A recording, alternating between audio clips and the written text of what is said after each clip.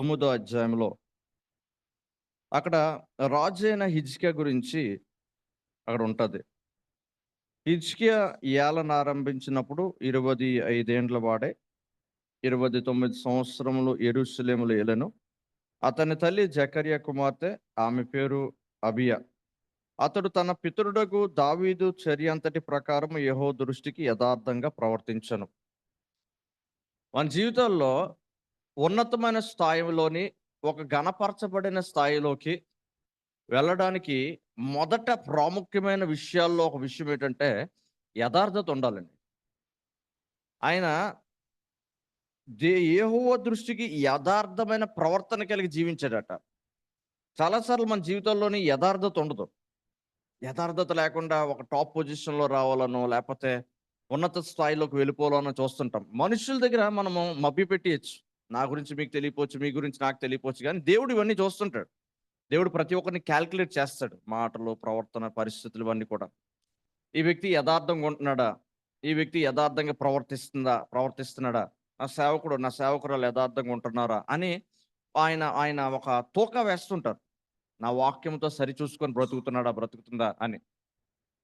మన జీవితంలోని యథార్థమైన ప్రవర్తన అంటే ఉన్నది ఉన్నట్టు మాట్లాడాలి. ఉన్నది ఉన్నట్టు చెప్పాలి. ఉన్నది ఉన్నట్టు ప్రవర్తించాలి.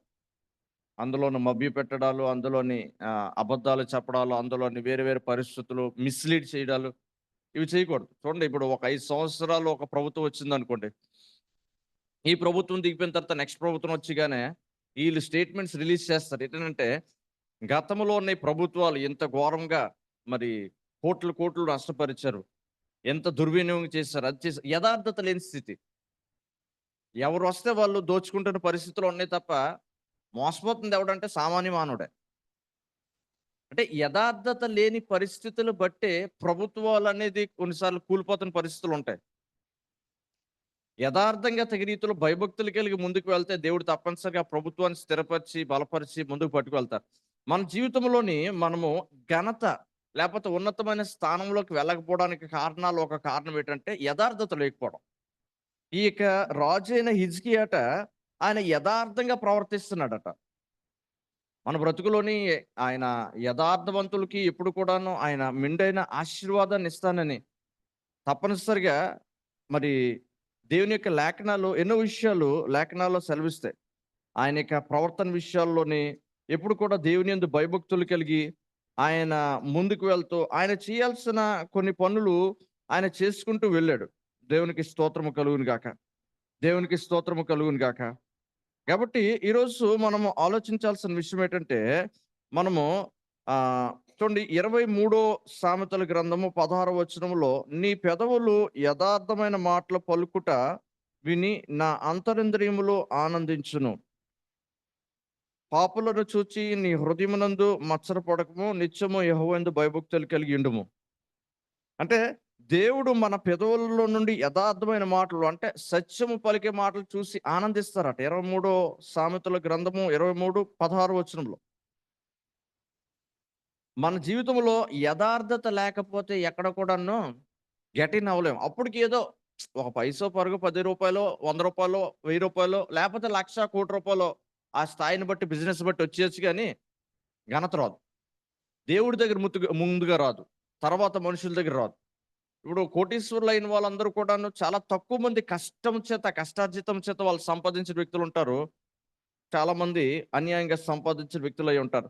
మన బ్రతుకుల్లోని అన్యాయంగా వచ్చే పరిస్థితులు కాదు గానీ, మనము యథార్థంగా జీవిస్తూ మనం ముందుకు వెళ్ళినట్లయితే, మన జీవితంలో దేవుడు ఎన్నో ఆశీర్వాదాలు మన జీవితాల్లో తీసుకొస్తారు. కాబట్టి యథార్థత మన జీవితంలో ఉంటుందా లేదా అని స్వపరీక్ష చేసుకోవాలి మీరు నేను. మన బ్రతుకుల్లో తగిన యథార్థత ఉంటుందా? ఇప్పుడు చూడండి, దేవుడు మనకి ఎన్ని ఆశీర్వాదాలు ఇస్తుంటారు. మన బ్రతుకుల్లోని తగిన రీతిలో ఆయనకి ఇష్టకరంగా మనం బ్రతుకుతున్నామా? కొన్నిసార్లు దేవుడికి కంప్లెయింట్ చేస్తాం మనం. నువ్వేటి చేసావు అసలు? నా బ్రతుకేటి అసలు? ఎలాగుందేటి నా జీవితం?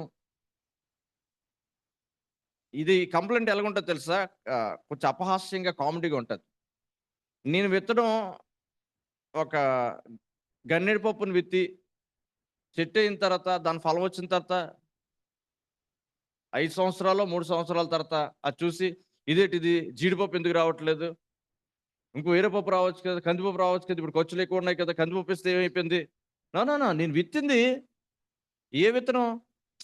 నేను ఎప్పుడో చేసిన తప్పిదమును బట్టి, పాపాన్ని బట్టి, నా అవిధేయతను బట్టి, నా యొక్క యథార్థత లేని దాన్ని బట్టి, నేను ఇప్పుడు కొన్ని సంవత్సరాల తర్వాత దాని ఫలాన్ని నేను అనుభవిస్తుంటాను. అప్పుడు అనుకుంటాను, ఇదేంటి ఇలా జరుగుతుంది? ఇదేంటి అలా జరుగుతుంది? కానీ నీ యొక్క మూలము, నీ యొక్క వేరు, నీ యొక్క విత్తిన విత్తనం మర్చిపోతావు నువ్వు నేను. ఇటు అందరూ బానే ఉన్నారు కదా! అందరూ బానే ఉన్నారు. ఆళ్ళ యథార్థం ప్రవర్తించారు అందుకే బాగున్నారు. లేకపోతే అన్యాయంగా ప్రవర్తిస్తూ లేదు అన్యాయంగా వెళ్తున్నారు కాబట్టి వాళ్ళ జీవితంలో ఆశీర్వాదం ఫీల్ అవుతున్నారు ఆళ్ళు. అన్యాయం పొందిన వాళ్ళు భక్తిహీనులందరూ కూడా కాలు జారే స్థలంలో పెట్టి ఉన్నాను అని కీర్తనలు 73లోని మనకు కనబడుతది. ఆళ్ళందరూ బాగా ఉన్నారని కాదు. బాగున్నోళ్ళందరూ కూడా బాగా మంచి వ్యక్తులని కాదు. అందులో అన్యాయం సంపాదించినోళ్ళున్నారు. వారికి శిక్ష విధి ఏంటో చెప్తుంది వాక్యం. ఆళ్ళని వదిలేయండి. ఒకవేళ మంచి వ్యక్తులు, దైవికంగాని వ్యక్తులు ఆశీర్వదింపడుతున్నట్లయితే, మీరు నేను కూడా అప్పటి నుంచి వాళ్ళతో ఉంటున్నప్పుడు కూడా మన జీవితాల్లో ఆశీర్వాదం లేకపోతే, మీరు నేను చెక్ చేసుకోవాల్సిందేంటంటే, ఫలానా కొన్ని సంవత్సరాల క్రితం, కొన్ని రోజుల క్రితం, కొంతకాలం క్రితము ఏ విధంగా వాళ్ళు ఉన్నారు, ఏ విధంగా మనం ఉన్నాము?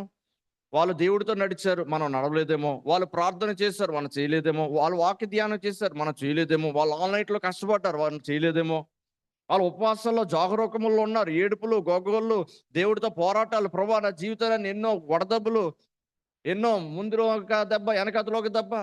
ఇవన్నీ చేస్తూ వచ్చిన తర్వాత దేవుడు కొన్ని సంవత్సరాలు అప్పుడు ఆశీర్వదించారేమో. మనం అప్పుడు కంఫర్ట్‌గా ఉంటే ఏం లేరా మనము దేవునితోని పెద్ద సహవాసం చేయకపోతే పెద్ద ఏం ప్రాబ్లమ్ లేదు అనుకున్నామేమో. అందుకే మనం ఎలాగున్నామో అలాగున్నాం. ఏదైనా కరెక్ట్‌గా మనము ఏటంటారంటే ఎంత కష్టపడితే ఎంత అవుట్‌పుట్ ఇస్తే మన బలము దాని తగిన ఎద్దుల యొక్క బలము చేత ఎక్కువగా ధాన్యము, ఎక్కువగా పంట పండుతదట. దేవుని వాక్యం అంటది. అంటే అంత కష్టపడితే అంత ఆశీర్వాదం వస్తదని. ఇక్కడున్న విషయాల్లోని ఇక్కడ మాట్లాడుతూ ఆయన ఏం చేస్తాడో తెలుసా? ఆహ్, ఈ యొక్క వాక్యములోని చూడండి 13 అధ్యాయము సామెతల గ్రంథములో 6 వచనములో యథార్థవంతునికి నీతియే రక్షకము, భక్తిహీనత పాపులను చెరిపివేయును. 14 వచనము 14 అధ్యాయము 2 వచనం. యథార్థముగా ప్రవర్తించువాడు యెహోవాయందు భయభక్తులు గలవాడు. ఆ! కుటిల చిత్తులు ఆయన తిరస్కరించును. చూడండి అదే 9 వచనములో యథార్థవంతులు ఒకరి యందు ఒకరు దయ చూపుదురు. 11 వచనము యథార్థవంతుల గుడారము వర్ధిల్లును. చూడండి ఎన్ని ఆశీర్వాదాలు ఉన్నాయి అసలు చూడండి. ఇలా చూస్తూ పోతే మన బ్రతుకులో యథార్థత ఉందా లేదా? చాలామంది భర్త పట్ల భార్య, భార్య పట్ల భర్తకి యథార్థత ఉండదు. తల్లిదండ్రుల పట్ల పిల్లలకి, పిల్లల పట్ల తల్లిదండ్రులకి యథార్థత ఉండకపోవచ్చు. ఆళ్ళు ఒకటి చెప్తారు, ఇంకోటి చేస్తుంటారు. పిల్లలు చూడండి కొన్నిసార్లు మేము స్కూల్‌కెళ్తున్నాం అంటారు. లేపోతే మేము ఇలా కాలేజ్ అంటారు. కంబైన్డ్ స్టడీ అంటారు. వాళ్ళ జీవితాలు పాడు చేసుకుంటూ ఉంటారట. సరే భర్తల విషయాల్లో, భార్యల విషయాల్లో భర్త భార్యని నమ్ముతారు, భార్యని భర్తను నమ్ముతారు. ఏదో విషయంలో సమాజంలో చూస్తే యథార్థత లేక భార్య భర్తను అన్యాయం చేయడం, భర్త భార్యను అన్యాయం చేయడం, చేసిన తర్వాత వాళ్ళ జీవితాలు నాశనం చేసుకోవడము, ప్రియుడి కోసం భర్తను చంపేయడమో, లేకపోతే ప్రియురాల కోసం భార్యను చంపేయడం. సమాజంలో ఎన్ని జరగట్లేదు యథార్థత లేకపోవడం బట్టి వాళ్ళ జీవితాలు సర్వనాశనం అయిపోతున్నాయి. దేవునికి స్తోత్రం కలుగును గాక. ఇక్కడున్న ఈ యొక్క హిజ్కియా అనే ఈ యొక్క రాజు ఆయన దేవుని యొక్క దృష్టి ఎదుట యథార్థంగా ప్రవర్తించాడట. మన జీవితంలో ఏమైనా యథార్థత ఉంటుందంటున్నారా? అది వ్యక్తిగతంగా మనం పరిశీలన చేసుకోవాలి. నేను అంటాను మన జీవితంలో ప్రతి రూపాయిని కూడా దేవుడు కౌంట్ చేస్తాడు తెలుసా? మనం అన్యాయంగా ఎక్కడైనా ఏమైనా తీసుకోవడం గానీ, మాట్లాడడం గానీ, మనకి బలం ఉంది కదా! జ్ఞానం ఉంది కదా! మనకి అధికారం ఉంది కదా! అని దుర్వినియోగం చేయడం గానీ చేస్తే అందులో యథార్థం లేకపోయినా కూడా అది కూడా కౌంట్ చేస్తారు. మనం కన్నీళ్లు విడిచి ప్రభునందు యథార్థత కోసం మనం కష్టపడి, హింసింపబడి, బాధ పెట్టబడి, క్రైస్తవ జీవితాన్ని బట్టి మనం తృణీకరింపబడితే అది కూడా కౌంట్ చేస్తారు. కౌంట్ చేసి నా కుమారుడు, నా కుమార్తె నా కోసం ఎంత రిస్క్ చేశారు. ఆ రిస్క్ తగిన ఆశీర్వాదం నేనివ్వాలి. ఎంత కష్టపడ్డారు నా కోసం. అంత విధేయత చూపించారు. ఆళ్ళకి అవ్వకపోయినా ఎంతో కష్టంతోని వాళ్ళు నా యొక్క సన్నిధిలోకొచ్చారు. లేపోతే దేవునియందు నా నా నా యొక్క నా యొక్క సన్నిధానంలో వాళ్ళు పూర్ణ హృదయంతో, పూర్ణ మనసుతో నన్ను ఆరాధిస్తున్నారు. అది కౌంట్ చేస్తారు. దేవునికి స్తోత్రం కలుగును గాక. హిజ్కియా ఈ యొక్క రాజట యథార్థంగా ప్రవర్తించాడట. అక్కడితో ఆయన ఆపేయలేదు. ఆయనకి ఘనత రావడానికి కారణాల్లో కొన్ని కారణాలు చెప్తున్నాను. నేను అన్ని కారణాలు చెప్తే చాలా పెద్ద మెసేజ్ అవుతది. ఆయన మొదటగా దృష్టికి యథార్థంగా ప్రవర్తించింది. ఏంటి యథార్థంగా ప్రవర్తించడని 29వ అధ్యాయము 2 దినవృత్తాంతాల గ్రంథంలో చూసినట్లయితే, ఆయన మొదటగా చేసిన విషయం 3వ వచనములో, అతడు తన ఏలుబడి యందు మొదటి సంవత్సరము మొదటి నెలను యెహోవా మందిరపు తలుపులను తెరచి వాటిని బాగు చేసి. 2 దినవృత్తాంతములు 29వ అధ్యాయము 3వ వచనం. ఆయన మొదట చేసిన విషయం ఏంటంటే, అప్పుడు వరకు వాళ్ళ యొక్క పితరులు ఎవరెవరైతే ఉన్నారో, మొదటగా సౌలు రాజయ్యాడు. సౌలు తర్వాత దావీదు రాజయ్యారు. సౌలు అంత సక్సెస్‌ఫుల్ రాజు కాదు. ఆయనలో యథార్థత లేదు. దేవుని యొక్క ఆత్మ ఆయన మీదకి వచ్చినప్పుడు కూడాను, ఆయన దేవుని వాక్య ప్రకారం జీవించకపోవడం బట్టి దేవుని ఆత్మని దేవుడు తీసేస్తాడు. తీసి దావీదు మీదకి తన ఆత్మ ఇచ్చి, దురాత్మ రాజైన సౌలు మీదకి వచ్చినట్లు లేఖనాలు సెలవిస్తుంది. దాంట్లో యథార్థత లేదు. నేను రాజుని కదా, ఏదైనా చేయొచ్చు అనుకున్నాడు. ఆయన ఏదైనా చేయొచ్చు. కానీ పైన ఉన్న వ్యక్తి వేరే వ్యక్తి కదా! ఆయన రాజ్యం శాశ్వతమైన రాజ్యం అంటది. దేవుని రాజ్యం.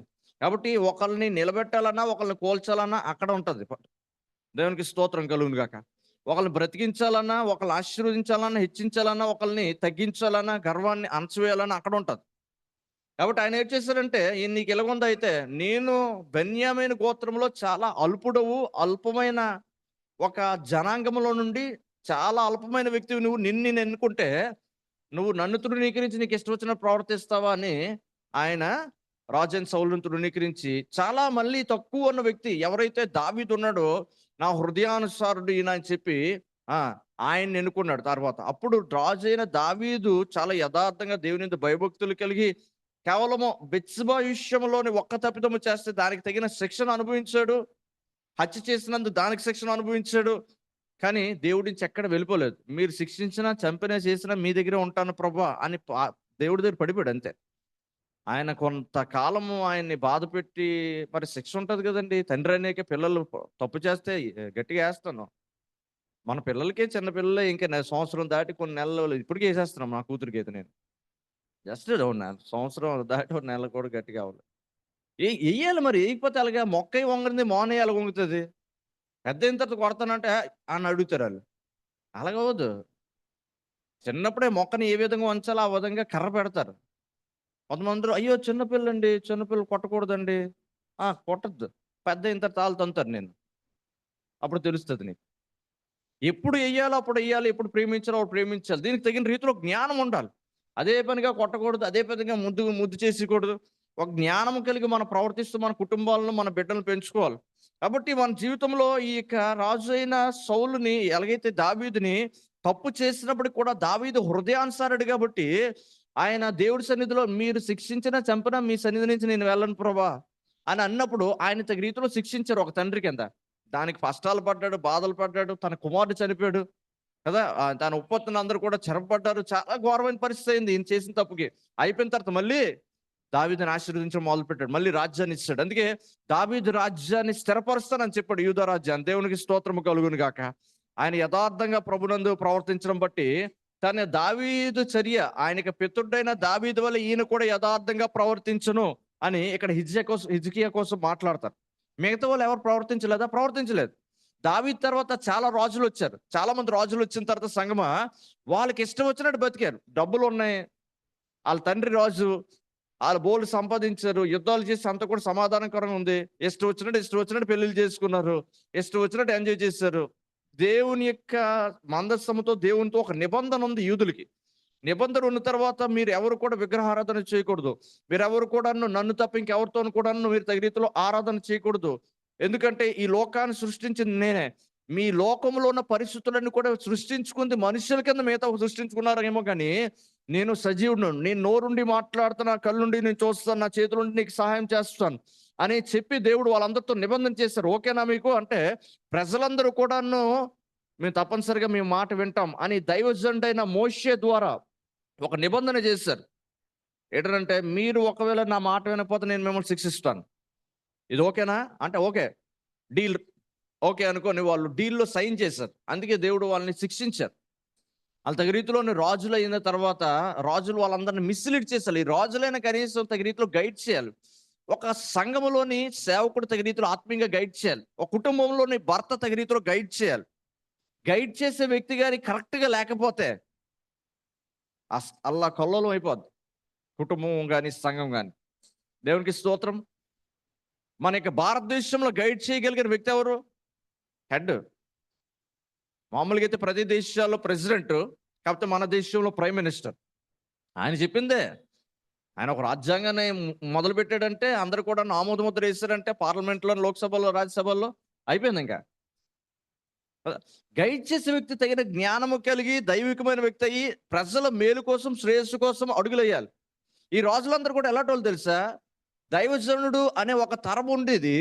వీళ్ళందరూ కూడా మాకు దైవజనుడే కాదు, మాకు రాజు కావాలి, అన్ని దేశాలకు రాజు ఉన్నారు. అలా కాదురా బాబు. ఆ రాజులందరూ కూడా చెడ్డ వ్యక్తులు. వాళ్ళకి ఇష్టం వచ్చినట్టు బ్రతుకుతారు. వాళ్ళకి ఇష్టం వచ్చినట్టు లోకంలోని ఈ యొక్క వస్తువులన్నిటిని ఆరాధన చేస్తూ దేవుడని తిరుగుతుంటారు. మీరు ప్రత్యేకమైన జనము. నేను ఒక దైవ సేవకుడిని నేను ఎన్నుకున్నాను. ఆ దైవ సేవకుని బట్టి మీతో మాట్లాడుతుంటాను అంటే, లేదు అలాగొద్దు, మాకు ఒక రాజే కావాలంటే, సరే మీ ఇష్టం అని చెప్పి సౌలుని ఏర్పరిచారు. సౌలు ఏం చేశాడు? దేవుడి దగ్గర యథార్థంగా ప్రవర్తించలేదు. తర్వాత దావీదు వచ్చాడు. దావీదు ఒక చిన్న మిస్టేక్ చేసినప్పటికీ రాజులందరిలో ఒక మంచి శ్రేయస్కరమైన వ్యక్తి కింద దావీదుని ఆశీర్వదించారు. దేవునికి స్తోత్రము కలుగును గాక. దావీదుని ఆశీర్వదించిన తర్వాత వస్తున్న తరాలన్నీ కూడా, తర్వాత వస్తున్న రాజులందరూ కూడా చాలా ఘోరమైన వ్యక్తులు. వీళ్ళందరూ కూడా వీళ్ళు ఎంత ఘోరమైన వ్యక్తులు అంటే, ఎంత దుర్మార్గులు అంటే, అందులోని ఒక రాజు ఏం చేస్తాడంటే, ఆయన యొక్క బిడ్డలు ఎవరైతే ఉన్నారో ఈ యొక్క చిన్నపిల్లల్ని బలిచ్చే ఒక అన్య ఆచారము అప్పుడు ఉండేది. కోర్స్ ఇప్పుడు కూడా ఉందనుకోండి. మనకి న్యూస్లో త్వరగా రావట్లేదు. ఈ యొక్క చిన్నపిల్లలు ఎత్తుకెళ్ళిపోవడాలు, తీసుకువెళ్ళి అడవుల్లో బలివ్వడాలు, చిరంజీవి అవుతారనో, గుప్త నిధి దొరుకుతుందనో బలి చేస్తుంటారు. అంటే చిన్నపిల్లలు రక్తం చిందింపడాలంటారు, యవ్వనుల రక్తం చిందింపడాలంటారు. అలాగనగానే ఆ మాంత్రికుడు చెప్పగానే వెంటనే ఏం చేస్తారు? ఈ చిన్నపిల్లనో, ఆడపిల్లనో, యవ్వన పిల్లలను పట్టుకెళ్ళిపోతారు, ఎత్తుకెళ్ళిపోతారు. ఎక్కడంటే మాయపేరు కనబడట్లేదు అని మనం చూస్తుంటాం. దేనికోసం కనబడలేదు ఏంటో మనకేం తెలియదు. ఆ విధంగా ఇందులోనే యూదులైన ఈ యొక్క రాజు ఏం చేశాడంటే, వాళ్ళ పిల్లల్ని అగ్నిగుండంలో పడేసాడట. అన్యుల ఆచార ప్రకారం. దేవుడికి ఎంత కోపం రావాలి అసలు? మామూలు వ్యక్తులు అయితే ఎలా ఉంటది? అంటే ఏసీఎల్ అన్నట్టు ఉంటది అసలు. దేవుడు దావీదుకి ఇచ్చిన వాగ్దానం ప్రకారం వాళ్ళని తగిన రీతిలో శిక్షించి చేసినప్పటికీ కూడా వీళ్ళని ఇంకా నేను ఉంచుతాను. 2 రాజ్యాల కింద విభజించబడ్డదండి ఇజ్రాయెల్ యూదా కింద విభజింపబడిన తర్వాత దావీదు యూదాలోని ఏలుబడి చేస్తున్నారు. ఇజ్రాయెల్ వీళ్ళందరూ కూడా వేరే రాజుల కింద వెళ్తున్నారు. యూదా రాజులందరూ కూడా దేవుడితో నడుస్తున్నప్పటికీ కొంత పడిపోతూ లెగిస్తూ ఉన్నప్పటికీ ఈ ఇజ్రాయెల్ రాజులందరూ కూడా తగిన రీతిలోనే దేవుడికి అవిధేయత చూపిస్తూ వస్తున్నారు. ఈ రాజుల్లోని ఒక యథార్థమైన మంచి రాజు ఎవరంటే హిజ్కియా మరణకరమైన రోగం వచ్చినప్పుడు ఆయన ప్రార్థన చేస్తారు. ప్రభువా, నీ యొక్క సన్నిధిలో నేను యథార్థంగా ఎంత ప్రవర్తించానో మీరు జ్ఞాపకం చేసుకోండి ప్రభు అంటే, దేవుడు జ్ఞాపకం చేసుకొని చచ్చిపోతాను హిజ్కియాతో మళ్ళీ దైవ సేవకుడిని పంపించి హిజ్కియాతో చెప్పు, ఆయన ప్రార్థన వినానని. నిజంగా ఆయన చేసిన ప్రార్థన నిజమేలే, యథార్థంగా ప్రవర్తించాడు. చెప్పు 15 సంవత్సరాలు పెంచుతున్నానని. దేవునికి స్తోత్రం కలుగును గాక. నువ్వు చచ్చిపోతావని రాజుతోని దైవ సేవకుడు వచ్చి, నువ్వు చచ్చిపోతావు, నీ యొక్క కుటుంబాన్ని అంతటి కూడా చక్కబెట్టేసుకో, దేవుడు నీ ప్రాణం తీసుకోబోతున్నారు, నీ ఆయుష్ అయిపోయింది అంటే, హిజ్కియా ఏడ్చిన ఏడుపుకి, దేవుని సన్నిధిలోని ఏడ్చిన ఏడుపుకి దైవ సేవకుడు మాట్లాడి ఆ యొక్క రాజు పురం నుండి బయటికి వెళ్ళకపోతే దేవుడు మాట్లాడిస్తాడు. దేవుడికి స్తోత్రం కలుగును గాక. అది హిజ్కియా యొక్క యథార్థత, నమ్మకమైన జీవితం అంటే. మాట్లాడన్నారు ఏదోటి, నా కుమారుడు, నా సేవకుడు చాలా బాధపడుతున్నాడు, యథార్థంగా ప్రవర్తించడం మాట్లాడుతున్నాడు కాబట్టి మళ్ళీ వెళ్ళు అంటే, అదే ప్రభు ఇప్పుడే చెప్పొచ్చాను కదా అంటే, ఇప్పుడే చెప్పొచ్చు, మళ్ళీ వెళ్ళి చెప్పు. దేవుడు వెంటనే మైండ్ చేంజ్ చేసుకోగలరు మన యథార్థతను బట్టి. దేవునికి స్తోత్రం కలుగును గాక. మనం చేసిన తప్పిదాలను బట్టి ఆయన శిక్షించినప్పటికీ మనం కన్నీళ్ళు కార్చి ప్రార్థన చేసి, ప్రభా నా తప్పిదములు బట్టి మరి అవిధేయతను బట్టి నేను తగిన రీతిలో ప్రార్థన చేయలేకపోయిన దాన్ని బట్టి నా బ్రతికేలాగా అయిపోయింది ప్రభా, తగిన రీతిలో మీ సన్నిధానంలో ఉండలేని బట్టి నా జీవితం ఇలాగ అయిపోయింది ప్రభా, మరి ప్రభు కృప చూపించండి ఏడిచి ప్రభు పాదాలు పట్టించుకుంటే, సరే పాతవన్నీ మర్చిపోదాంలే, ఎక్కడి నుంచి అయితే నాతోన్నాడు అని చెప్పి దేవుడు ఆశీర్వదించేస్తారు. దేవుడిలో గొప్పతనం అది. దేవునికి స్తోత్రం కలుగును గాక. హల్లెలూయా, హల్లెలూయా.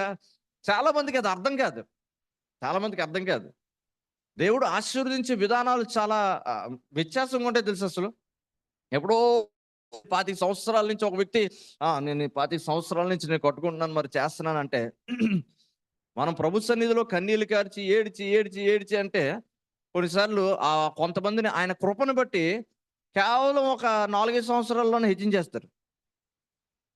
అంటే ఎందుకు ప్రభు వాళ్ళని అలాగ హెచ్చించావు అంటే ఆయన ఇష్టం అది. నువ్వెవరు అడగడానికి, నేనెవరిని అడగడానికి. అందుకే ఒక ఉపమానం యేసు ప్రభు వారు మాట్లాడుతూ అంటారు. ఒక వ్యక్తి అట బయటికి వెళ్ళాడట. ఒక ఒక తోట యజమాని బయటికి వెళ్ళి చూస్తే రోడ్డు మీద మనకి చూడండి ఈ యొక్క ప్రాంతంలో మన విశాఖపట్నంలో అక్కడ ఇసుక తోట దగ్గర చాలా మంది నించుంటారు.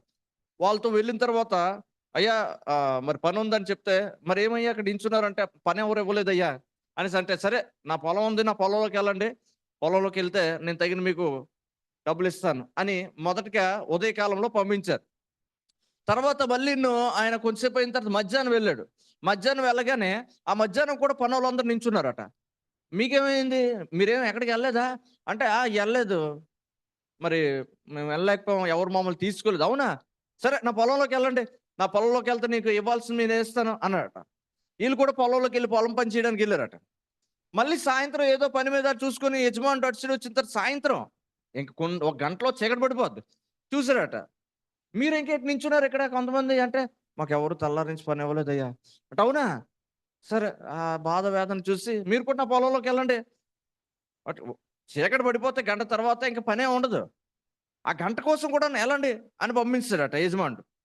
వెళ్ళిపోయారు. అందరూ అయిపోయిన తర్వాత చీకటి పడింది. వెంటనే గంటలోనే పని అయిపోయింది అంతా కూడా. సాయంత్రానికి ఒక సమయం ఉంటుంది కదా, అయిపోయిన తర్వాత ఈ సాయంత్రము గంట ముందు వచ్చిన వ్యక్తి దగ్గర నుంచి ఆయన జీతం కూడా మొదలు పెట్టాడట. డైలీ లేబర్ అంటాం కదా మనం. ఆయన మొదటగా వచ్చిన చివరిగా వచ్చిన వ్యక్తికి ఆయనకి ఇష్టం వచ్చినట్టు చక్కగా ఒక డబ్బులు ఇచ్చాడు. ఎంత మన ఉదాహరణకి మనకు ఒక 500 ఇచ్చాడు అనుకుంటా. గంట ముందు వచ్చిన వ్యక్తికి 500 ఇచ్చాడంటే, నాకు తప్పనిసరిగా తెల్లారి వచ్చాను కాబట్టి 5,000 ఇస్తాడు అనుకున్నాడు. మధ్యాహ్నం వచ్చినోడికి 500 ఇచ్చాడట. తెల్లవారు వచ్చినోడు కూడా 500 ఇచ్చాడట. తెల్లవారు వచ్చినోడు చాలా కోపం గించుకొని అది చేసుకొని విసుక్కుంటూ మొహం చేదరించుకొని, అదేంటిది నేను తెల్లారి వచ్చాను, తెల్లారి వస్తే నాకు 500 ఇచ్చావు, సాయంత్రం వస్తే ఆడికి 500 ఇచ్చావు అనేసి అంటే, నీతో నేనేం మాట్లాడాను అని అడిగాడట యజమానుడు. మరి నాతో మాట్లాడు, 500 ఇస్తున్నాను రోజుకంటే, మరి నీకు ఇవ్వాల్సింది నీకు ఇచ్చాను కదా. లెక్క సాయంత్రం వచ్చాడికి 500. అది నా ఇష్టం, అది నా డబ్బులు, నా పొలం, నాకు ఇవ్వాలని ఆశ కలిగింది, నేను ఇచ్చాను. నాకు ఇష్టమైన దాంతో నాకు ఇష్టం వచ్చినట్టు చేయడం నాది కదా అధికారం, నీకేటి, నీకేమి ఆ యొక్క మనస్తత్వం అంటే, నేను మంచి చేయడం, ఇతరులకి సహాయం చేయడం నీకు బాగా దీనిగా ఉందా, వేరే విధంగా ఉందా అని అడిగాడట. ఈరోజు చూడండి సంగమా, మనం అర్థం చేసుకోవాల్సిన విషయం ఏంటంటే, ప్రభు సన్నిధానంలో మనం వస్తున్న మనము యథార్థమైన హృదయంతో మనము ప్రభు సన్నిధిలోని వేడుకుంటే, ప్రభువా నా జీవితాన్ని ఎంత సంవత్సరాలు నేను గడుపుతూ వచ్చాను ప్రభు, ఏదో నా బ్రతుకుని ఏదో ప్రభువా నాకు ఇష్టం వచ్చినట్టు వెళ్ళిపోయాను, అలాగా అందరితోని కొట్టుకొని వెళ్ళిపోయాను. చచ్చిన చేపట ఏటులో కొట్టుకెళ్ళిపోద్దట, కానీ బ్రతికిన చేపలే ఏరుకి ఎదురుగా ఈదుతాయట. దేవునికి స్తోత్రం. అవి బ్రతికిన చేపలు. చచ్చిన చేపలని ఏడు వెళ్ళిపోతాయి. లోకముతోని క్రైస్తవుడు ఎప్పుడు కూడా కొట్టుకొని వెళ్ళిపోకూడదు. ప్రభునందు విశ్వాసం ఉంచిన వ్యక్తి ఏరు వస్తున్నప్పుడు, లోకం ముందుకు వస్తున్నప్పుడు మనం ముందుకు చూసుకుంటూ వెళ్ళాలి. దేవునికి స్తోత్రము కలుగును గాక. ఈయన యొక్క పితరులందరూ కూడాను యథార్థత లేని వ్యక్తులు. విగ్రహారాధన చేశారు, వ్యభిచారం చేశారు, తాగారు, తందనాలాడారు, దేవునికి ఉపకరణాలన్నీ తీసుకొచ్చి మందు కొడతాం తండ్రి ఆయనకు మందు కొట్టారు, అన్ని చేశారు వీళ్ళందరూ కూడా. దేవుడు వెంటనే హిజ్కియా అంటే ఆ మంచి హృదయం కలిగిన రాజు ఈయన మొదటికి యథార్థంగా ప్రవర్తిస్తూ మందిర తలుపులు మూయబడిన దేవుని యొక్క సంఘపు తలుపులు తెరిచాడట. తెరిచిన తర్వాత నేను మామూలుగా చెప్పుకెళ్ళిపోతాను, సమయం లేదు కాబట్టి, తెరిచిన తర్వాత ఏం చేశాడు తెలుసా, ఆయన మొదటగా ఉన్న యాజకుల్ని, పాస్టర్లందరినీ పిలిచాడు. మనకు అర్థమైన రీతిలో మాట్లాడాలంటే, అప్పుడు పాస్టర్లు అనేవారు కాదు, ప్రధాన యాజకులు, లేవీలు వీళ్ళందరూ ఉండేవారు. యాజకులు వీళ్ళందరినీ పిలిచాడట. ఏమయ్యా మీరు మరి ఇన్ని సంవత్సరాలు మీరు వెళ్ళలేదు కదా, మునుపున మా పితరులందరూ కూడా చాలా పాపం చేసి దేవునికి కోపం రేపారు కదా, శిక్షణ తెచ్చుకున్నారు కదా, కాబట్టి ఇప్పుడు మీరు ఏం చేస్తారు తెలుసా, మొదటగా మిమ్మల్ని మీరు పరిశుద్ధపరచుకోండి. దేవునికి స్తోత్రం కలుగుగాక. నా మాట వినాలి. మొదటగా మిమ్మల్ని మీరు పరిశుద్ధపరచుకోండి అంటే మీ మనస్సును పరిశుద్ధపరచుకోండి. ఏం పరిశుద్ధపరచుకోవాలి ప్రభా, ఇన్ని సంవత్సరాలు దైవ సన్నిధిలో లేరు కదా, మీ మనస్సు లోకముతో నిండిపోయి ఉంటుంది, మీ హృదయం లోక పరిస్థితులతో నిండిపోయి ఉంటుంది, లోక జ్ఞానము చేత నిండిపోయి ఉంటుంది. కాబట్టి మీ యొక్క మనస్సును, హృదయాన్ని పరిశుద్ధపరచుకోవాలి. ఎలా పరిశుద్ధపరచుకోవాలి? నూతన నిబంధనల ప్రకారం చెప్తుంది, దేవుని వాక్యము చేత మనం పరిశుద్ధపరచుకోవాలి. దేవునికి స్తోత్రము కలుగును గాక. ప్రభు రక్తం, యేసు రక్తం ప్రతి పాపం నుండి మనల్ని పవిత్రపరచును. ప్రభు రక్తముతో పవిత్రపరచుకోవాలి మనము. తర్వాత దేవుని యొక్క ఆత్మ మనల్ని పరిశుద్ధపరుస్తదట. పరిశుద్ధపరచుకొని, పవిత్రపరచుకునే విధానం ఇది. మీరు పవిత్రపరచుకున్నారా? ప్రతిష్ఠించుకున్నారా? ఇప్పుడు దేవుని యొక్క మందిరాన్ని ఇప్పుడు మీరు అంతా కూడా పరిశుద్ధపరిచి ప్రతిష్ఠించడానికి మీరు పూనుకోండి అన్నారట. దేవునికి స్తోత్రం కలుగును గాక. ఎందుకు దేవుడు యథార్థపరుడు అని కితాబు ఇచ్చారంటే ఇందుకే. మొదటిగా తలుపులు తెరవబడ్డాయి. ఏటి బూజీ ఎక్కిపోయిందేటి? ఏటి ఇవన్నీ కూడా ఇలాగైపోయాడు ఉపకరణాలన్నీ కూడాను. అంటే మా పితరులు, మా నాన్నగారు, లేకపోతే ఆ పితరులు అందరూ కూడా ఇదంతా మూసి వాళ్ళకి ఇష్టం వచ్చిన దేవుళ్ళు, ఆ ఇష్టం వచ్చిన ఆ యొక్క దీనికి దానికి దండం పెట్టుకుని ఉన్నారనమాట. అందుకే ఎంత శిక్ష విధి వచ్చింది, ఎంత నాశనం వచ్చింది, ఎంత మరణాలు వచ్చింది, ఎంత అవమానం వచ్చింది. ఇజ్రాయేలు యూదులు వీళ్ళు యుద్ధానికి వెళ్తే ఐగుప్తు ప్రాంతము నుండి 25 లక్షల మంది వాళ్ళు వస్తున్నప్పుడు వాళ్ళకంట 4 రెట్లున్న రాజ్యాలు సైతము 4 రెట్లున్న రాజ్యాలు 4 రాజ్యాలు వచ్చి వాళ్ళ మీద తిరుగుబాటు చేసి వాళ్ళని నాశనం చేయాలనుకుంటే దేవుడు ఇజ్రాయేలు తోడు ఉన్నారని చెప్పి గడగడ వణికివారు.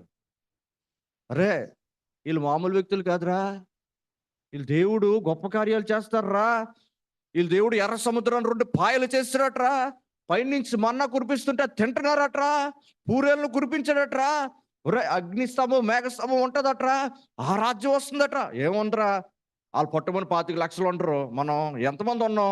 పలానా రాజు పిలిపించాం, 4 కోట్ల మంది ఉంటాం. మనం ఏటి భయం అంటావేట్రా బాబు? వాళ్ళు నమ్ముకుంటున్న దేవుడు గొప్ప దేవుడు రా. భయం అనుకో, మనం భయపడాల్సిన విషయాలు చాలా ఉన్నాయని హిస్టరీ అని చెప్తే అందరికీ గడగడగడ ఉనికిదట. ఎందుకంటే వాళ్ళు నమ్మిన దేవుడు అంత గొప్ప దేవుడు. దేవునికి స్తోత్రం కలుగును గాక. The count is doesn't matter. One man with God is majority అని ఒక సేవకుడు మాట్లాడతాడు. అంటే కౌంట్ ఎంతమంది ఎక్కువైతే అంత స్ట్రెంత్ ఏం లేదు. దేవుడు మనతో ఉంటే మన స్ట్రెంత్.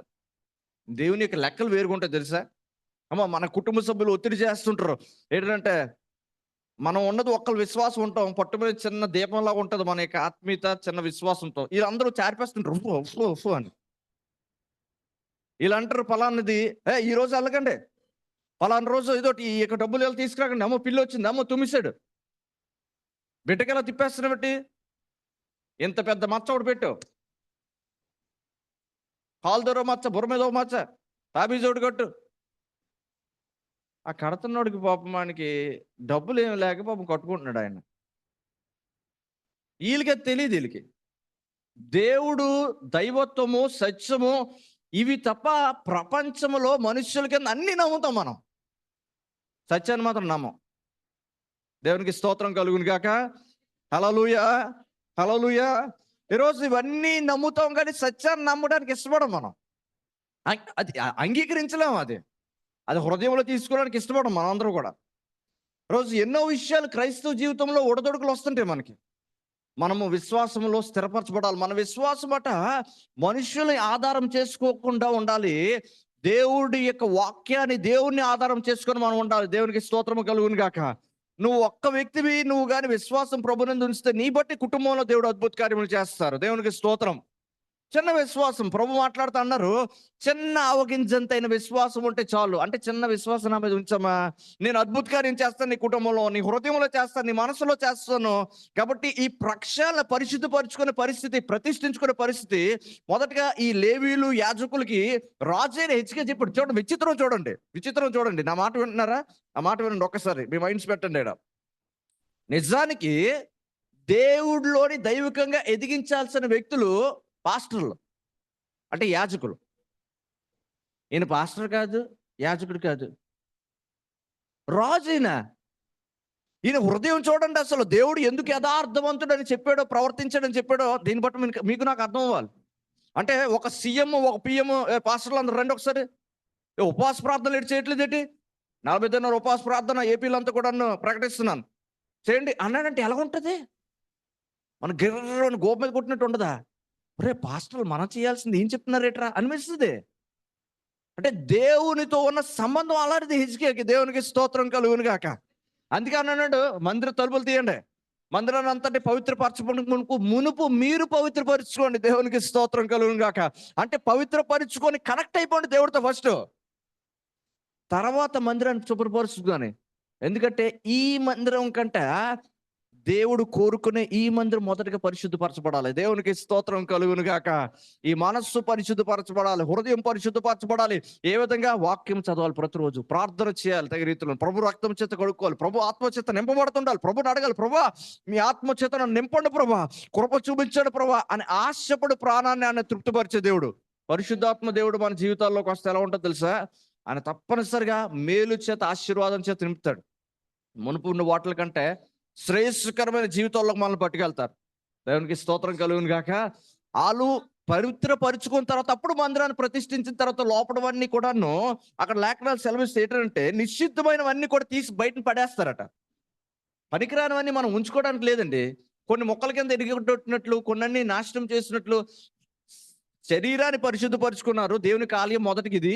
తర్వాత దేవుని యొక్క ఆలయంలో ఉన్న పనికిరానివన్నీ కూడా తీసి పడేశారు. యాజక ధర్మం, ప్రార్థనలు, ధూపములు ఇవన్నీ పాత నిబంధన కదా, ధూపాలు ఇవన్నీ ఉండేవి.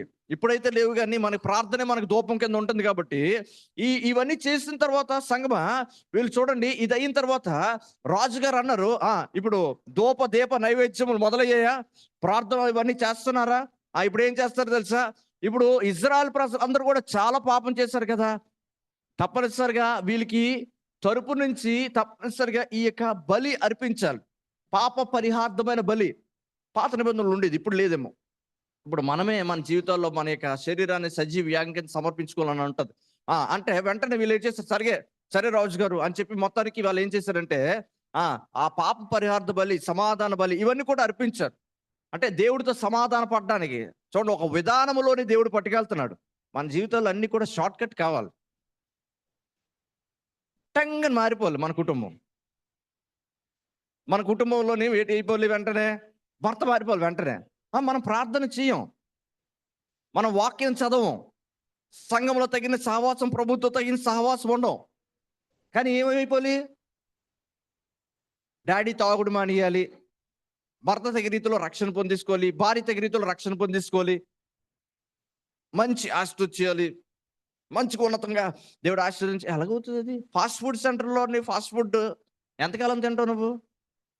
ఒకరోజు తింటావు, రెండో రోజులు తింటావు, ప్రతిరోజు తిను.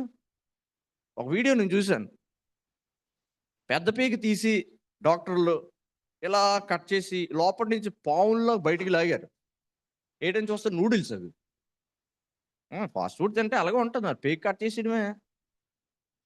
ఫాస్ట్ ఫుడ్తోని మన జీవితాలు బాగుపడవు అనేది ఎంత సత్యమో, ఆరోగ్యాలు చెడిపోతాయి అనేది ఎంత సత్యమో, షార్ట్ కట్లో ఎక్కడా కూడా దేవుడు మనల్ని ఆశీర్వదించడు. ఒక విధానం ఉంది. స్కూల్కి వెళ్తున్నప్పుడు బిడ్డలను అడిగితే ఒక స్కూల్ డ్రెస్ వేసుకుంటారు, యూనిఫామ్ వేసుకుంటారు, తగిన రీతిలో ముందుకు వెళ్తారు, క్రమం పాటిస్తారు, చదువుతారు, ఆ సంవత్సరం ఎగ్జామ్స్ రాస్తారు కదమ్మా, అంతేనా? రాసిన తర్వాత ఉత్తీర్ణత అయితే ఫస్ట్ క్లాస్ మొత్తం పాస్ మార్క్ వస్తే నెక్స్ట్ క్లాస్ వెళ్తారు. అలాగే 10th తర్వాత ఇంటర్, తర్వాత డిగ్రీ, తర్వాత MBA, ఇంకా వాళ్ళకి తగిన స్తోమత బట్టి చదువుకొని అప్పుడు ఉద్యోగం వరకు వెళ్తారు. దేవునికి స్తోత్రము కలుగును గాక. ఆత్మీయ జీవితంలో దేవుడు నిన్ను నన్ను ఆశీర్వదించాలంటే కష్టపడాలి. నేను సిలువ వేసుకోమని దేవుడు అని చెప్పలేదే, యేసుప్రభు వేసుకున్నారు, మన పాపాల నిమిత్తం చనిపోయారు, తిరిగి లేచారు. ప్రభువు కోసం రక్తము చిందించి ప్రాణం పెట్టి సేవ చేసిన గొప్ప గొప్ప సేవకులు ఉన్నారు. మనకి అంతవరకు మనం ఆత్మీయతలోకి వెళ్ళలేదు కదా. ఈరోజు యథార్థంగా ఈయన ప్రవర్తిస్తున్న విధానంలో మనం ప్రవర్తిస్తున్నామో లేదా మీరు నేను చూడాలి. వ్యక్తిగతంగా పరిశుద్ధపరుచుకున్నారు, పవిత్రపరుచుకున్నారు, సంఘాన్ని పరిశుద్ధపరిచారు, పవిత్రపరిచారు. నా మాట వింటున్నారా? నేను ముగిస్తున్నాను. వ్యక్తిగతంగా పవిత్రపరుచుకున్నారు, తర్వాత సంఘాన్ని ప్రతిష్ఠ చేసి పరిశుద్ధపరిచారు, ఒక విధానం వెళ్తుంది చూడండి ఆత్మీయ జీవితంలో. ఎందుకు యథార్థపరుడు అని హెజ్కేయాని దేవుడు ఆశీర్వదించి ఘనమైన వ్యక్తి కింద చేసాడో నేను చెప్తున్నాను. ఒక వ్యక్తి ఘనము కింద మార్చబడాలంటే దేవుడు ఉన్నతంగా ఆశీర్వదించారే, టాప్ పొజిషన్లో ఉన్నాడరా, దేవుడు ఆశీర్వదించారు అనాలి అంటే ఈ విధానాలు జరగాలి. పరిశుద్ధపరచుకోవాలి, మనస్సుని హృదయాన్ని దేవుని వాక్యం చేత, దేవుని ఆత్మ చేత, దేవుని యొక్క రక్తం చేత కడుక్కోవాలి, పరిశుద్ధపరచుకొని ప్రభువుతో నడవడానికి కృప చూపించమని అడగాలి, ఉపవాసములు ఉండాలి, తగిన రీతిలోని సంఘములో ఆరాధనలో పాలు పొందాలి, తగిన రీతిలో సువార్థికుల్లోనూ దేవునికి పనిలో పాలు పొందాలి. ఇవి జరుగుతూ ఉండగా దేవుని ఆశీర్వాదం ఆటోమేటిక్గా వస్తుంటాయి. నేను ఎతకక్కర్లే, ఆటోమేటిక్ గుర్తు పడతాయి కాళ్ళ దగ్గరికి. దేవునికి స్తోత్రము కలుగును గాక. దేవునికి స్తోత్రము కలుగును గాక. బాగా చదువుకున్న వ్యక్తి ఉద్యోగం ఎతకక్కర్లే తెలుసా? టక్కుని ఆ వ్యక్తి యొక్క ఫోటో గాని స్టేట్ ఫస్ట్ అని వచ్చిందనుకో టపటపట ఫోన్లు వస్తాయి ఆయనకి. ఇదోటి మా కాలేజీలోని మీకు తప్పనిసరిగా ఫ్రీ సీట్ ఇస్తాం మా కాలేజీలో అంటాడు. నువ్వు పైసా కట్టక్కర్లేదు అంటారు. ఎందుకంటే ఈ వ్యక్తి కాలేజ్‌కి వెళ్తే ఆ కాలేజ్‌కి ఒక ఒక మంచి పేరు. మీరు పలానా దాంట్లోని మీరు పాస్ ఔట్ అయ్యారట కదా! మా యొక్క కంపెనీలోని ఒక 15,00,000 ప్యాకేజ్ ఇస్తాం. ఒక 25,00,000 ప్యాకేజ్ పర్ యానమ్ ఇస్తాం మీకు. మీరు మా కంపెనీలోకి రండి. మేము ఒక 6 మంత్స్ ట్రైనింగ్ ఇస్తాం. మిగతాదంతా అప్పుడు కూడా స్టైఫండ్ ఉంటది. ఇచ్చేస్తారు. కాళ్ళ దగ్గరికి ఎందుకొచ్చి పడతాయి? ఈ వ్యక్తి కష్టపడ్డాడు కాబట్టి. ఈ వ్యక్తి చదవాల్సిన టైంలోని పనికిమాలిన పనులన్నీ చేయకుండా రోడ్ల మీద తిరగలేదు. తిరుగుంటే ఆళ్ళెవరు కూడా ఈళ్ళ కాళ్ళ దగ్గరికి రారు ఈళ్ళు. ఆళ్ళ కాళ్ళ దగ్గరికెళ్ళాలి. Sir interview sir, sir interview sir, interview sir. మన జీవితాల్లో ఆత్మీయ జీవితాల్లో కూడా ఇలాంటి మిస్టేక్స్ మీరు నేను చూసి చేసినవే. అందుకే తగిన ఆశీర్వాదం పొందుకోలేకపోతున్నాం. చిన్న చిన్న ఆశీర్వాదాలకే ప్రభా వందనాలు ప్రభా అనుకుంటున్నాం. కానీ దేవుడు ఆశీర్వదిస్తే ఎలాగుంటదంటే ఉన్నతంగా ఉంటది. అంటే ఎలాగుంటదో తెలుసా? అసలు గింగిరుమనిపోతాయట చెవులు గాని వింటేవాను. ఆళ్ళ సాక్ష్యాలు చెప్తున్న కొంతమంది వింటే ఎలాగుంటదంటే, "అరే! దేవుడు ఇలాంటి కార్యాలు చేస్తారా? నేను చాలా తక్కువని చేశానురా దేవుడిని" అని అనుకుంటాం మనం. అలాంటి అద్భుత కార్యాలు చేసిన దేవుడు. దేవునికి స్తోత్రం కలుగును గాక. ఆయన ఈ యొక్క విధానంలో చేస్తూ ఆయన ఏం చేశారో తెలుసా? ఇంకా ముందుకు అలా గ్రంథంలోకెళ్తే మామూలు చెప్పి నేను క్లోజ్ చేస్తాను. 30 అధ్యాయంలోని 31వ అధ్యాయంలో చూస్తే అక్కడట ఉన్నతమైన స్థలాల్లో ఆ దేశమంతట్లో కూడాను ముందులోని ఏవి ఉండేవి గాని ఈళ్ళు పితరులొచ్చి విగ్రహాలు ఎక్కడ పడితే అక్కడ పెట్టేసారట. 31 అధ్యాయం 2 దినవృత్తాంతంలో. ఆ విగ్రహాలన్నిటిని కూడా ఏటి చేశారంటే నిర్మూలన చేశారట. దేవతా స్తంభాలను ముక్కలుగా నరికారట. ఉన్నత స్థలాలన్నీ కూడా బలిపీఠములు పడగొట్టారట. పడగొట్టి ఇవన్నీ చేసిన తర్వాత సేవా ధర్మాన్ని నియమించి ఈ రాజైన ఈ యొక్క హిజ్కియా గారు ముందుకు కొనసాగించారట. అంటే దేవుడికి ఇష్టం లేని మన జీవితాలు ఏమున్నాయి? ఒక ఒక అబద్ధమా? మోసమా? అపవిత్రమైన కార్యమా? లేదంటే దేవుడికి లోబడలేని మనస్తత్వమా? అవిధేయత? లేపోతే తల్లిదండ్రులకు మాట విననితనమా? భర్తను అర్థం చేసుకోలేనితనమా? భార్యను అర్థం చేసుకోలేనితనమా? చులకన భావమా? ఏవున్నాయి మన జీవితాల్లో వాక్యవిరుద్ధమైనవి? శరీర కార్యములు స్పష్టమే అని గలతీ రాసిన పత్రిక 5 అధ్యాయం 19 వచనంలో ఉంటది. అదొక పెద్ద లిస్ట్ చూపిస్తారు. త్వరగా నేను చూపించి అది నేను క్లోజ్ చేయడానికి ప్రయత్నం చేస్తాను. 19వ వచనము గలతీయులు రాసిన పత్రిక 5 అధ్యాయము. శరీర కార్యములు స్పష్టమై ఉన్నవి. అవేవనగా జారత్వము, అపవిత్ర, కామకత్వము, విగ్రహారాధన, అభిచారము, ద్వేషములు, కలహములు, మత్సరములు, క్రోధములు, కక్షలు, భేదములు, విమతములు, అసూయలు, మత్తతులు, అల్లరితో కూడిన ఆటపాటలు ఇవన్నీ అనుకోండి. ఏటి? ఇవన్నీ కూడాను ఉన్నత స్థలాలు అనుకోండి. ఇవన్నీ కూడాను తగిన విగ్రహాలు అనుకోండి. ఇవన్నీ కూడాను దేవతా స్తంభాలు అనుకోండి. దేవుడు డీల్ మాట్లాడిన విషయం ఏంటి? నేను తప్ప వేరే దేవుడు మీకు ఉండకూడదంటే ఓకే. సై అన్నాడు ఆళ్ళు. వద్దొద్దు అలా వద్దు అనంటే దేవుడు వదిలేసేవాడు. మీ ఇష్టం వచ్చినట్టు బతకండిరా బాబు అనేసి. అప్పుడు ఆళ్ళకి ఆశీర్వాదం రాదు. అలాంటి ఎవరు భయపడరు. అరే ఆఫ్టర్ ఆల్ ఈళ్ళకి ఇలా నలిపేడేద్దాంరా అనుకుంటారు అప్పుడు. ఆ దేవుడితో డీల్ మాట్లాడిన తర్వాత నిన్నే సేవిస్తాం. ఏందో భయభక్తులు కలిగి ఉంటామంటే రైట్. మిమ్మల్ని ఇప్పుడు శిరస్సుల కింద ఉంచుతాను. నేను సృష్టికర్తను కాబట్టి నా శక్తితో మీ ద్వారా నేను నిరూపిస్తానని చెప్పి అలాగే హెచ్చించి ఆశీర్వదించి దేవుడు ముందుకు పట్టుకెళ్లారు. దేవునికి స్తోత్రము కలుగును గాక. అలాగే హెచ్చించిన తర్వాత వీరేం చేశారు? బాగా సెటిల్ అయిపోయారు.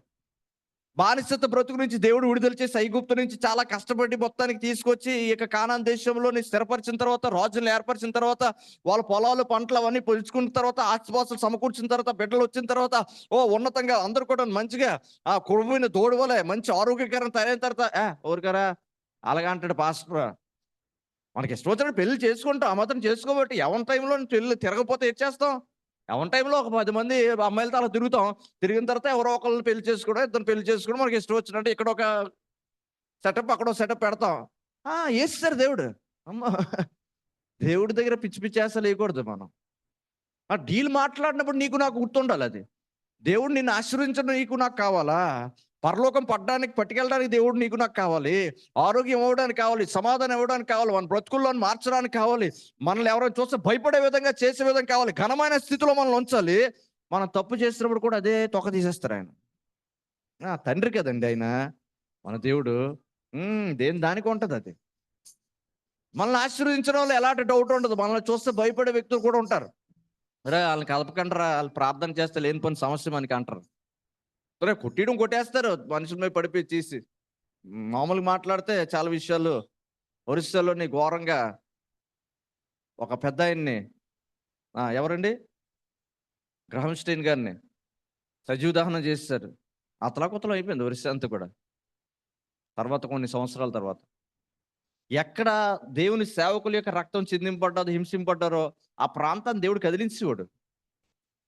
ఆ రక్త చిందించబడాన్ని బట్టి దాన్ని బట్టి ఆయన యొక్క సేవకులు చేసిన ప్రయాసాన్ని బట్టి దేవుడు ఆ ప్రాంతాన్ని పట్టుకొని అద్భుత కార్యాలు చేసేవాడు. దేవునికి స్తోత్రం కలుగును గాక. యథార్థంగా ప్రవర్తించాడు. ఏటట మొదటిగా ఆయన ఎవరినన్నా మీరు పరిశుద్ధపరచుకోండి. తర్వాత సంఘాన్ని పవిత్రపరచండి. ఆ తర్వాత మీరు యాజక ధర్మాన్ని జరిగించండి. అందరి తరపు నుంచి ప్రార్థనలు జరిగించండి. తర్వాత దేశంలో ఏవైతే ఉన్నత స్థలాలు ఇవన్నీ విగ్రహాలు ఇవన్నీ నాకు ఇష్టం లేని అన్నీ కూడా తీసివేయండి. యెహెజ్కేలు రాజుని అందుకే యథార్థ పట్టు కింద ఆయన ప్రవర్తించాడట. ఆయన ఘనమైన రాజు కింద మనం చూస్తాం. దేవునికి స్తోత్రం కలుగును గాక.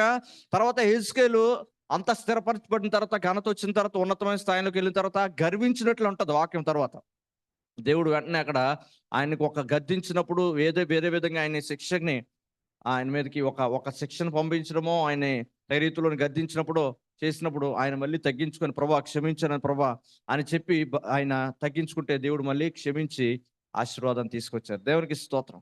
మన జీవితంలో యెహెజ్కేలు ఈ యొక్క హిజ్కియా రాజు వల్లే మీరు నేను ఉండాలి. చిన్న చిన్న మిస్టేక్స్ జరుగుతాయండి. మనం ఏం దేవుళ్ళమా?